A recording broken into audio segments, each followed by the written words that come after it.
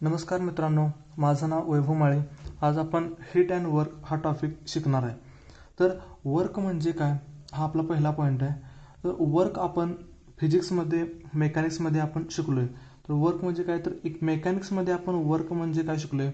It is the action of force on moving body is non as work transfer. म्हणजे समजा consider मी ही एक body consider केली आणि ह्या बॉडीवरती जर मी फोर्स लावला, एफ अमाऊंट ऑफ हा फोर्स लावला, तर बॉडी ह्या पोझिशनपासून ह्या पोझिशनपर्यंत डिस्प्लेस झाली. कशामुळे, तर जर मी बॉडीला एफ अमाऊंट ऑफ फोर्स लावत असेल तर बॉडी, समजा मी ह्याला ए बॉडी म्हटलं, तर बॉडी ए बॉडी ही ह्या पोझिशनपासून ह्या पोझिशनला मी एक्स पोझिशन म्हटलं, तर एक्स ह्या पोझिशनपासून बॉडी ही वाय ह्या पोझिशनपर्यंत जाते. तर काय झालं, तर ह्या बॉडीमध्ये वर्क झालं. बॉडीवरती ह्या पोझिशन बॉडीची एक्स पोझिशन चेंज होऊन बॉडीची पोझिशन वाय झाली. म्हणजेच काय, तर बॉडीनं वर्क डन केलं. तर वर्क डन म्हणजेच इथं काय झालं, तर फोर्स एफ हा अप्लाय झाल्यानंतर ना बॉडीची डिस्प्लेसमेंट डी एवढी डिस्प्लेसमेंट झाली. तर वर्क डनचा फॉर्म्युला आपण कसं लिहितो, work done is equals to force into displacement. हा आपला बेसिक फॉर्म्युला जो आपण मेकॅनिक्समध्ये आणि फिजिक्समध्ये आपण यूज केला. आणखी एकदा बघा, तर बॉडीवरती फोर्स अप्लाय केल्यानंतर बॉडीची जर डिस्प्लेसमेंट होत असेल, if we apply force on any body then it changes its position, it changes its original position and gets new position. म्हणजे एका पोझिशनपासून दुसऱ्या पोझिशनपर्यंत जाते, त्यावेळी त्यावरती वर्क डन होतं. तर ते वर्क डन कसा लिहितो आपण, work done is equals to force into displacement. आता त्याच्यानंतर आपण तेच हे वर्क डन झालं मेकॅनिक्समध्ये किंवा फिजिक्समध्ये. जर आपल्याला थर्मोडायनॅमिक्समध्ये वर्क डन शिकायचं असेल तर थर्मोडायनॅमिक्समध्ये आपण वर्क डन काय म्हणतोय, तर it is mode of energy transfer.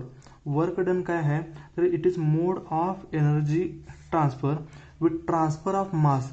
म्हणजे थर्मोडायनॅमिक्समध्ये वर्क ट्रान्सफर ज्यावेळेला होत असतं त्यावेळेला वर्क ट्रान्सफर सोबत मास ट्रान्सफर सुद्धा होत असतं.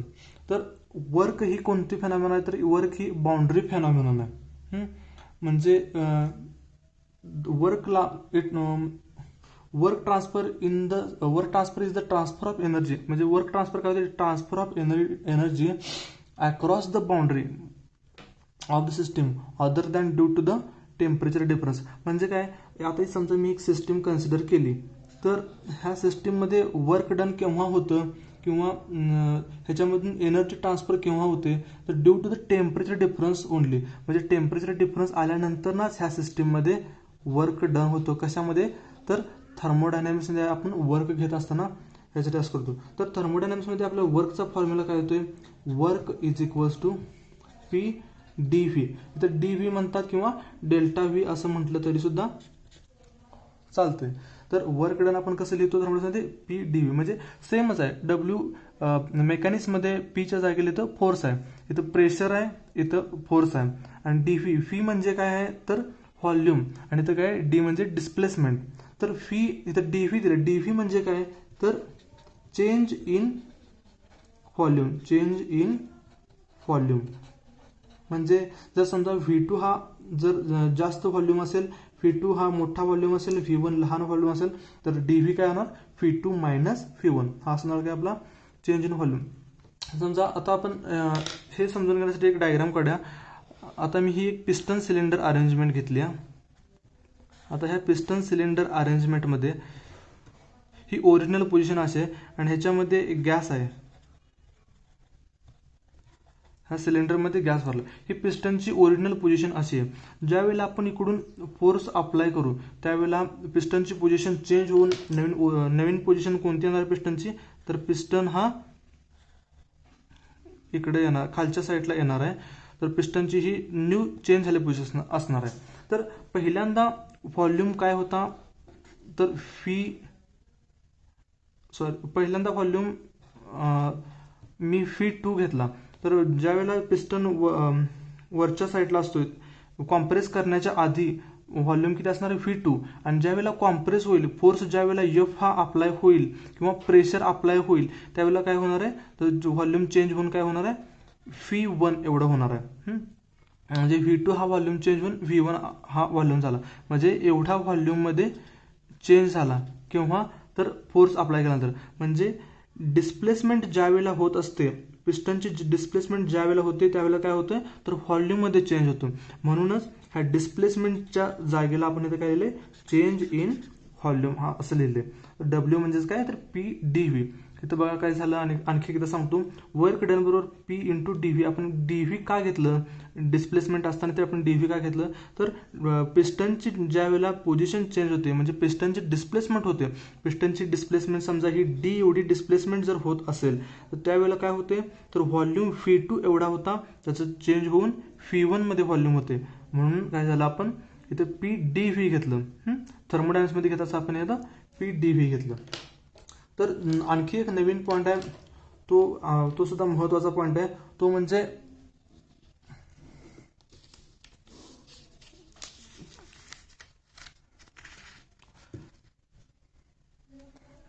तर work done, sign convention for work. आता समजा ही सिस्टीम आहे, सिस्टीममध्ये दोन प्रकारचं वर्क होत असतं, work done by the system, work done by the system आणि work done on the system. म्हणजे दोन टाईपचं वर्क होत असते, work done by the system होत असते आणि दुसरा इथे work done on the system. तर work done by the system म्हणजे काय हे पहिल्यांदा बघूया आपण. आता आपण आणखी एक पिस्टन सिलेंडर अरेंजमेंट घेतली इथं, सेम पिस्टन सिलेंडर अरेंजमेंट घेतली इथं. तर यामध्ये सुद्धा इथं गॅस आहे आतमध्ये. ज्यावेळेला आपण इथं वेट अप्लाय आहे, इथं आपण इथून गॅसचं प्रेशर ज्यावेळेला अप्लाय होतं ह्याच्यावर पिस्टनवरती, जेव्हा गॅसचं प्रेशर अप्लाय होतं त्यावेळेला काय होतं, पिस्टन वरती मूव्ह होतो. म्हणजेच काय होतं तर पिस्टन एक्सपांड होतो. तर त्याला work done by the system म्हणतात. म्हणजे ही सिस्टीममध्ये वर्क झालं. तर सिस्टीमकडून वर्क झालं. सिस्टीम ही आपली पिस्टन सिलेंडर ही सिस्टीम आहे, सिस्टीमकडून वर्क काय झालं तर एक्सपान्शन वर्क झालं. ह्याला आपण एक्सपान्शन वर्क म्हणतो, एक्सपान्शन वर्क झालं. तर सिस्टीममध्ये बाय द सिस्टीम जर वर्क झाला असेल, आता हे सिस्टीम काय झालं बाय द सिस्टीम वर्क झालं, तर त्याला आपण काय म्हणतो पॉझिटिव्ह वर्क असं म्हणतो. म्हणजेच ह्याला आपण पॉझिटिव्ह साइन होतो. आणि work done on the system, आता आणखी एक पिस्टन सिलेंडर अरेंजमेंट मी घेतली, ह्या पिस्टन सिलेंडर अरेंजमेंटमध्ये इथं गॅस आहे आणि ह्या पिस्टनला जर बाहेरून जर फोर्स अप्लाय केला असेल, पिस्टनला जर जेव्हा बाहेरून फोर्स अप्लाय केला असेल त्यावेळेला काय होणार आहे तर कॉम्प्रेस, इथले गॅस जो आहे तो गॅस कॉम्प्रेस होणार आहे. म्हणजे काय होणार आहे तर पिस्टन वरच्या साईडून खालती मूव्ह होणार आहे. म्हणजे काय होणार आहे, कॉम्प्रेशन प्रोसेस होणार आहे, कॉम्प्रेशन वर्क होणार आहे. पिस्टनचं कॉम्प्रेशन वर्क होणार आहे.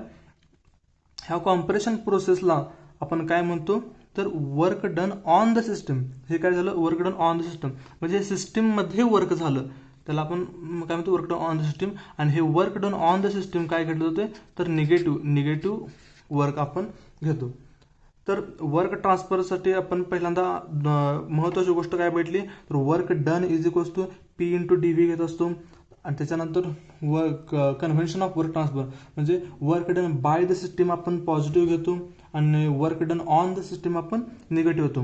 ह्या दोन फेनॉमेनात work done by the system आणि work done on the system हे आपल्याला ज्यावेळेला प्रॉब्लेम सॉल्व्ह करत असतो आपण त्यावेळी ह्या उपयोग होणार आहेत.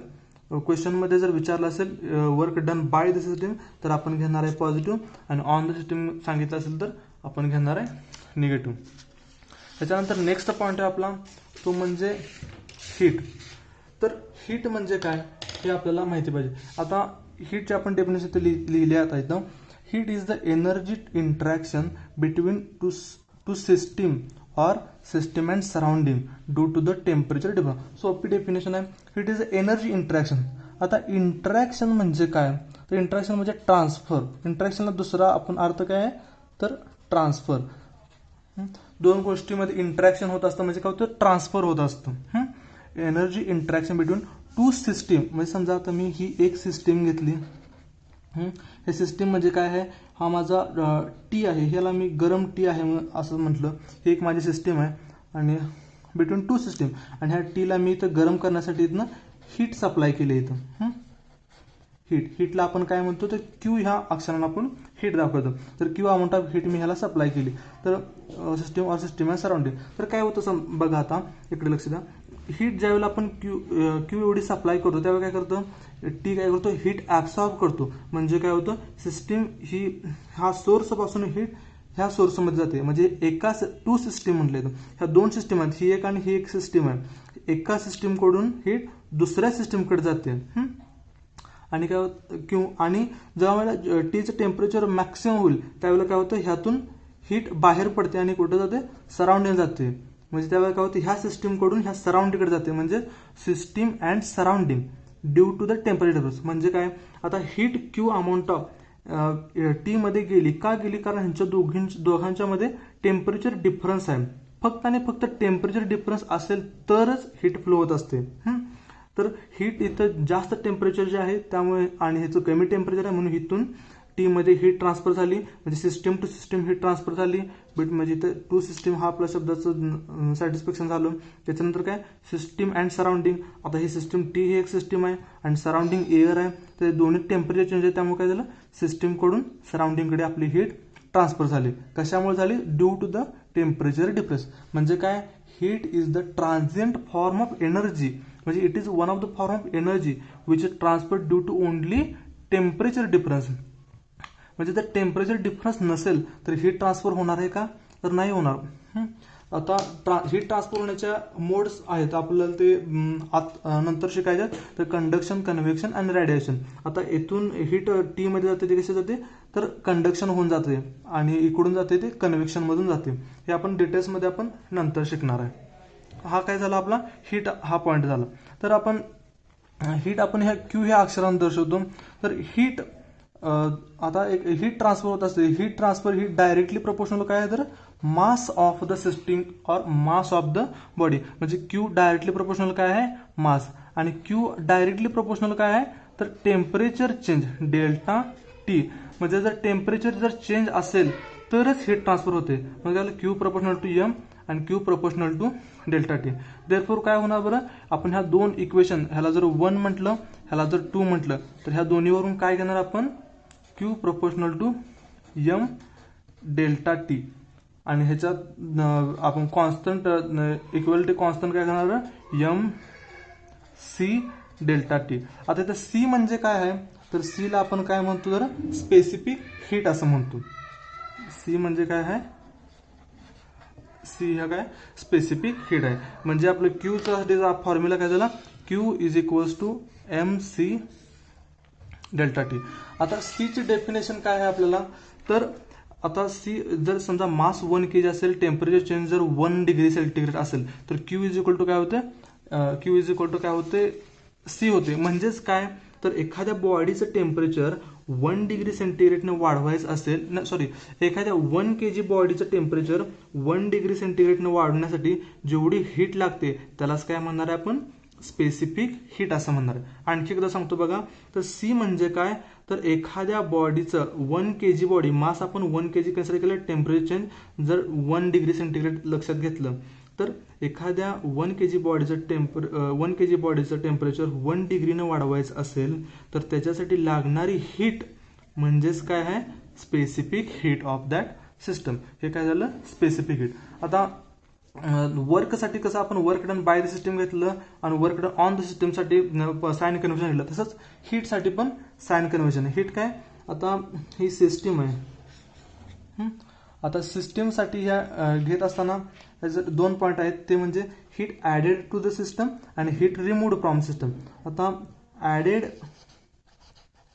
टू सिस्टम, आता ह्या सिस्टीममध्ये समजा मी हीट जर ॲड केली, तर heat added to the system add केली म्हणजे काय झालं, पॉझिटिव्ह नाही, हीट ॲड झाली त्याच्यामध्ये त्याला म्हणायचं पॉझिटिव्ह. म्हणजे हीट ॲडेड काय घेतो आपण, पॉझिटिव्ह घेतो. आणि हे समजा हीट दुसरी एक सिस्टीम आहे, तर ह्या सिस्टीममधून हीट रिमूव्ह झाली, heat remove from the system काय घेतो आपण, निगेटिव्ह घेतो.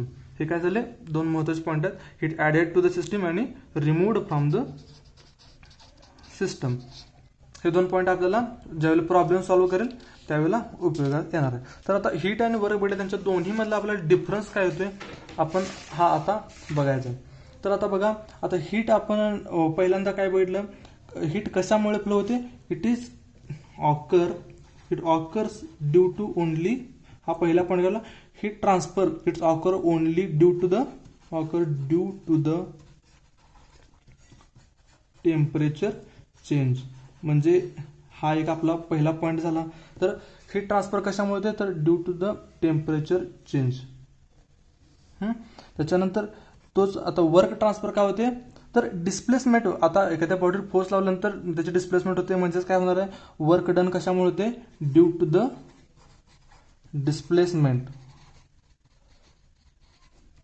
डिस्प्लेसमेंटमुळे काय होते, तर वर्क होते. तर हीट ही काय आहे, तर ही लो ग्रेड एनर्जी आहे. आता लो ग्रेड एनर्जी हा पॉईंट आपण पहिला लिहून घेतो. आणि ही वर्क काय आहे, तर हाय ग्रेड एनर्जी आहे. हाय ग्रेड एनर्जी. तर लो ग्रेड एनर्जी हा पॉईंट आपण थर्मोडायनामिक्स लॉ शिकत असताना भेटले. तर लो ग्रेड आणि हाय ग्रेड, आता वर्कला आपण हाय ग्रेड एनर्जी असं का म्हणतो, तर आपण टोटल वर्कचं कन्व्हर्जन हीटमध्ये करू शकतो, परंतु टोटल हीटचं कन्व्हर्जन वर्कमध्ये करू शकत नाही. म्हणून वर्कला आपण हाय ग्रेड एनर्जी म्हणतो आणि हीटला आपण लो ग्रेड एनर्जी असं म्हणतो. हा लो ग्रेड आणि हाय ग्रेड मधला डिफरन्स आहे. आणखी तिसरा पॉईंट कोणता येणार आहे, तर तिसरा पॉईंट दोन्हीला सेमच असणार आहे. Heat added to the system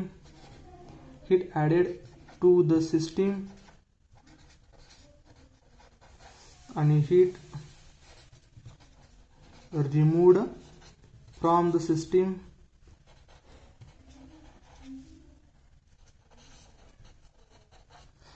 हे जसं पॉईंट असणार दोन. आणि तिसरा ह्याच्यामध्ये काय असणार बरं, work done by the system आणि work done on the system.